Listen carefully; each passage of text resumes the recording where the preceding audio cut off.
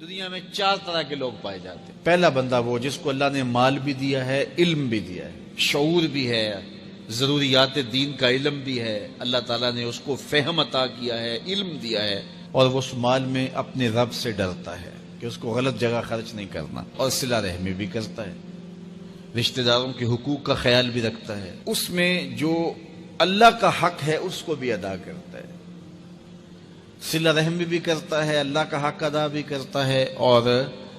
جو ہے وہ اللہ سے ڈرتا بھی ہے، مال کو غلط خرچ بھی نہیں کرتا۔ میرے حضور فرماتے ہیں کائنات میں سب سے افضل شخص دیکھنا ہے تو یہ شخص ہے، کائنات میں سب سے افضل شخص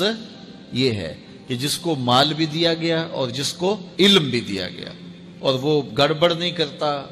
وہ اللہ سے ڈرتا ہے، صلہ رحمی کرتا ہے، اور مال کا حق ادا کرتا ہے، تو یہ سب سے افضل شخص ہے۔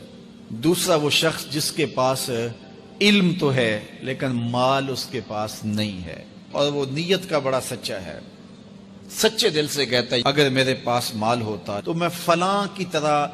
عمل کرتا، وہ فلاں کے پاس مال ہے، اس نے مسجد بنوائی ہے، میں بھی بنواتا، اس نے دارالعلوم تعمیر کیا ہے، میں بھی کرتا، اس نے ہاسپٹل بنوایا ہے، میں بھی کرتا، اس نے مخفی انداز سے غریب بچیوں کی شادیاں کی ہیں، یہ کام میں بھی کرتا، اس نے دکھیوں کے کام آیا ہے، مصیبت زدوں کے کام آیا ہے، میں بھی آتا۔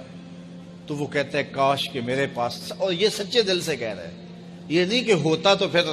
یہ اوپر اس میں کہہ رہا ہے ہو تو پھر تیور ہی بدل جاتے ہیں نا۔ صادق کو نیت ہوتا ہے کہ اگر واقعی اس کو وہ نصیب ہو جائے تو وہ وہیں کھڑا نظر آئے، تو حضور فرماتے ہیں وہ ہو بھی سچی نیت والا، سچی نیت والا، اور وہ کہتا ہے اللہ مجھے اگر مال دے میں فلاں کی طرح عمل کروں گا۔ میرے رسول فرماتے ہیں قیامت کے دن جب نامہ اعمال تولا جائے گا دونوں کے عمل برابر ہوں گے، اس نے خرچ کیا اور اس نے صرف نیت کی تو دونوں برابر کھڑے ہوں گے۔ اس نے مسجد بنائی، دارالعلوم بنایا، اس نے بنایا کچھ نہیں تھا، نیت کی تھا، دیکھو نا علم تھا، علم کی وجہ سے نمبر لے گیا، کہتا مالک میرے پاس ہوتا میں یوں کرتا، کیا کچھ نہیں، نہ ہوا نہ کیا، لیکن قیامت کے دن جب نامہ اعمال تونے کے برابر کھڑے ہوں گے۔ اچھا، تیسرا شخص جس کو اللہ نے مال دیا ہے لیکن علم نہیں دیا، مال کی فراوانی ہے لیکن علم نہیں ہے، شعور نہیں ہے، جہالت کی وجہ سے وہ مال میں گڑبڑ کرتا ہے، اور اپنے رب سے بھی نہیں ڈرتا، ولا یصل رحمہ، اور صلہ رحمی بھی نہیں کرتا، اور اس کے اندر اللہ کا جو حق تھا وہ بھی ادا نہیں کرتا۔ میرے رسول فرماتے ہیں کائنات میں سب سے زیادہ خبیث بندہ دیکھنا ہے تو یہ کھڑا ہے، سب سے زیادہ منزل کے اعتبار سے خبیث ترین شخص یہ کھڑا ہے۔ چوتھا شخص کون سا ہے؟ جس کے پاس علم بھی نہیں ہے، جس کے پاس مال بھی نہیں ہے، اور وہ کہتا ہے کہ اگر میرے پاس مال ہوتا تو میں بھی فلاں کی طرح عیش کرتا، میں بھی یوں موج میلہ کرتا، مستیاں کرتا،